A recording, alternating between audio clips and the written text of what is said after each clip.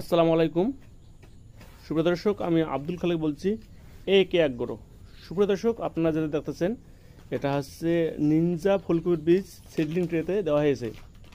এটা হচ্ছে নিনজা ফুলকপি। সুপ্রিয় দর্শক দেখেন, নিনজা ফুলকপি এইভাবে সিডলিং ট্রেতে সাজানো হয়। সাজানোর পরে হেঁপে দিতে হয় এবং কীভাবে বীজ দিতে হয় তার একটা দেখানোর চেষ্টা করতেছি। যে নিনজা ফুলকপির বীজ প্যাকেট থেকে কেটে রোদ্রে দেওয়ার জন্য করতেছে। একটা একটা করে বীজ দিতে হয়। দর্শক, কীভাবে বীজ দিতে হয়, একটা একটা একটা করে বীজ ট্রেতে বুনতে হয়।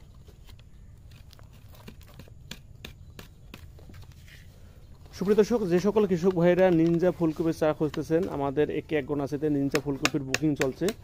আমরা বাদযোগে সারা বাংলাদেশ বুকিংয়ের মাধ্যমে চারাগুলো ডেলিভারি করে থাকি। তা যারা নিনজা ফুলকপির চারা খুঁজতেছেন বা চারা বুকিং করতে চাচ্ছেন, তারা এক্ষুনি আমাদের একে এক গোনার সাথে যোগাযোগ করবেন। আমাদের কাছে এই মুহূর্তে নিনজা ফুলকপির চারাগুলো রেডি হচ্ছে। ধন্যবাদ।